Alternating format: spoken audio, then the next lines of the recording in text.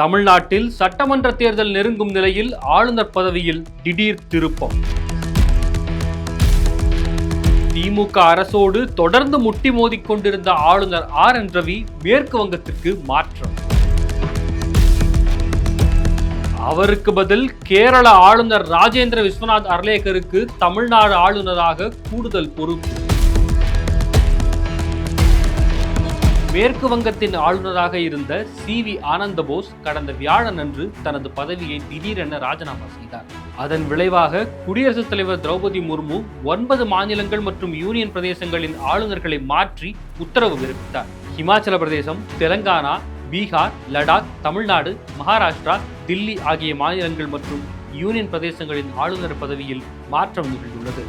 RN ரவிக்கு பதிலாக கேரள ஆளுநராக உள்ள ராஜேந்திர விஸ்வநாத் அர்லேக்கருக்கு கூடுதல் பொறுப்பாக தமிழ்நாடு ஆளுநர் பதவியும் தற்போது வழங்கப்பட்டுள்ளது. யார் இந்த ராஜேந்திர அர்லேக்கர்? 1954 கோவா பனாஜியில் பிறந்தார் ராஜேந்திர அர்லேக்கர். கோவாவின் முக்கிய நகரங்களில் ஒன்றான வாஸ்கோடகாமாவில் பள்ளி கல்லூரி படிப்பை முடித்தார். வணிகவியல் பிரிவில் இளங்கலை. இளம் வயதிலிருந்தே RSSல் ஈடுபாடு கொண்ட அர்லேக்கர் 1975 முதல் 77 வரையிலான நெருக்கடி நிலை காலங்களில் தனது தந்தையுடன் சேர்ந்து சிறை சென்றுள்ளார்.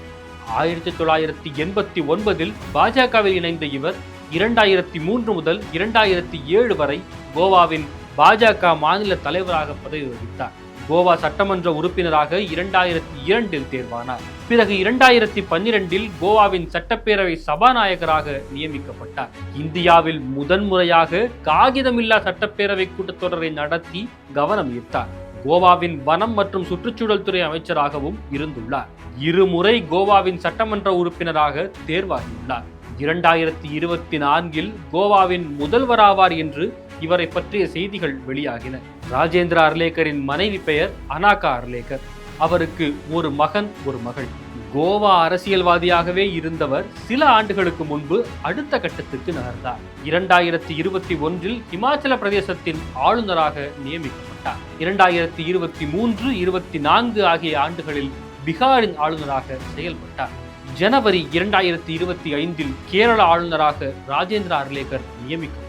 அதிலிருந்துதான் அவருடைய பெயர் இன்னும் வெளியே தெரிய ஆரம்பித்தது. 5 ஆண்டுகளாக கேரள ஆளுநராக இருந்த ஆரிஃப் முகமது கான் பீகார் ஆளுநராக நியமிக்கப்பட்டார். கேரளாவில் ஆரிஃப் முகமதுக்கும் ஆளுங்கட்சிக்கும் இடையே ஏற்பட்ட கருத்து மோதல்கள் ராஜேந்திர அர்லேக்கர் வந்த பிறகும் தொடர்ந்தன. தமிழ்நாட்டில் RN ரவியைப் போலவே கேரளாவில் இவர் ஏற்படுத்திய சர்ச்சைகளும் அதிகம். கேரளாவில் மார்க்சிஸ்ட் கம்யூனிஸ்ட் கட்சியைச் சேர்ந்த பினராயி விஜயன் தலைமையில் இடது ஜனநாயக முன்னணி கூட்டணி ஆட்சி நடைபெற்று வருகிறது.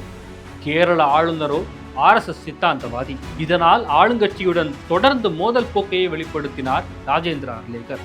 2025 ஜூனில் கேரள ஆளுநர் மாளிகை அரங்கில் நடந்த நிகழ்ச்சி ஒன்றில் இடம்பெற்ற பாரத மாதாவின் உருவப்படம் RSS தொடர்புடையது என்று விமர்சனங்கள் எழுந்தன. பாரத மாதாவின் கையில் இந்திய கொடிக்கு பதிலாக காவி கொடி ஏந்தியது குறித்து கம்யூனிச கொள்கைகளுக்கு ஆதரவளிக்கும் கேரளாவில் பலத்த கண்டனங்கள் எழுந்தன. ராஜேந்திர அர்லேக்கர் மூணாறு சென்ற போது இந்திய கம்யூனிஸ்ட் தொண்டர்களும் இளைஞர் அமைப்பினரும் கருப்பு கொடி காட்டினார்கள்.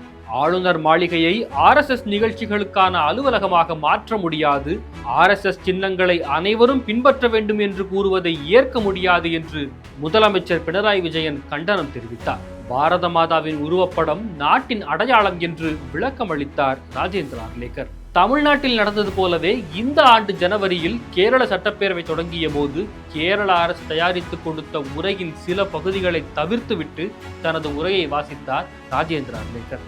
மத்திய அரசு நிதி ஒதுக்கவில்லை, ஆளுநர் சட்ட மசோதாக்களுக்கு ஒப்புதல் அளிக்கவில்லை என்பது உள்ளிட்ட கருத்துக்கள் அடங்கிய பகுதிகளை அவர் தவிர்த்துவிட்டு தனது உரையை வாசித்தார். உரையில் வரி பகிர்வு மற்றும் நிதிக்குழு மானியங்கள் மாநிலங்களின் அரசியலமைப்பு உரிமை, அவை தானமாக வழங்கப்படுபவை அல்ல என்ற வாக்கியத்தின் தொடக்கத்தில் கேரள அரசு கருதுகிறது என்று அவர் சேர்த்துள்ளார். உரையில் இல்லாத வார்த்தைகளை ஆளுநர் வாசிக்கிறார் என்று முதலமைச்சர் பினராயி விஜயன் குற்றம் சாட்டினார். தமிழ்நாட்டைப் போலவே கேரளாவிலும் பல்கலைக்கழக துணைவேந்தர் நியமன விவகாரத்தில் கேரள அரசுக்கும் ஆளுநர் ராஜேந்திர அர்லேக்கருக்கும் இடையில் மோதல் போக்கு நிலவியது. சமீபத்தில் கேரள டிஜிட்டல் அறிவியல் பல்கலைக்கழகம் மற்றும் ஏபிஜே அப்துல் கலாம் தொழில்நுட்ப பல்கலைக்கழகம் ஆகியவற்றுக்கு இடைக்கால துணைவேந்தர்களை நியமிக்க ராஜேந்திர அர்லேக்கர் உத்தரவு பிறப்பித்த நிலையில் அதனை ரத்து செய்ய வலியுறுத்தி முதலமைச்சர் ஆளுநருக்கு கடிதம் எழுதினார். துணைவேந்தர்கள் நியமனக் குழுவில் ஆளுநரின் பிரதிநிதி இருக்க வேண்டும், பல்கலைக்கழக மானியக் குழுவின் விதிகளை பின்பற்ற வேண்டும் என்று ராஜேந்திர அர்லேக்கரும் அதை பின்பற்ற தேவையில்லை என்று கேரள அரசும் மல்லு கட்டின. கேரளாவில் இரு பல்கலைக்கழகங்களுக்கு துணைவேந்தர்களை தேர்வு செய்யும் நடவடிக்கையில் கேரள முதலமைச்சர் தலையிடுகிறார். இது பல்கலைக்கழக மானியக் குழுவின் நெறிமுறைகளுக்கு எதிரானது. துணைவேந்தர்கள் நியமனத்தில் மாநில அமைச்சரவையின் முடிவின்படி ஆளுநர் செயல்பட வேண்டியது இல்லை. இந்த விவகாரத்தில் நீதிமன்றம் தலையிட்டு உரிய உத்தரவுகளை பிறப்பிக்க வேண்டும் என்று ராஜேந்திர அர்லேக்கர் உச்ச நீதிமன்றத்தில் மனு தாக்கல் செய்தார். கடந்த டிசம்பரில் இந்த வழக்கு உச்சநீதிமன்றத்தில் 2 நீதிபதிகள் கொண்ட அமர்வில் விசாரணைக்கு வந்தது. அப்போது இரு பல்கலைக்கழகங்களுக்கு துணைவேந்தர் நியமிக்கும் விவகாரத்தில் முதலமைச்சருக்கும் ஆளுநருக்கும் ஒருமித்த கருத்து வராவிட்டால் உச்சநீதிமன்றமே துணைவேந்தரை நியமிக்கும் என்று நீதிபதிகள் தெரிவித்தார்கள். சமீபத்தில் கேரளாவில் அதிகாரப்பூர்வ மாநில மொழியாக மலையாளம் மட்டுமே இருக்கும் என்ற மசோதாவில் கையெழுத்திட்டார் ராஜேந்திர அர்லேக்கர். இந்நிலையில் கேரள ஆளுநராக உள்ள ராஜேந்திர அர்லேக்கர் தமிழ்நாடு ஆளுநர் பொறுப்பையும் கூடுதலாக கவனிப்பார் என்று குடியரசுத் தலைவர் மாளிகை அறிவித்துள்ளது. தமிழ்நாட்டில் மாநில அரசுக்கும் ராஜேந்திர அர்லேக்கருக்கும் இடையில் உறவு எப்படி இருக்க போகிறது பார்க்கலாம்.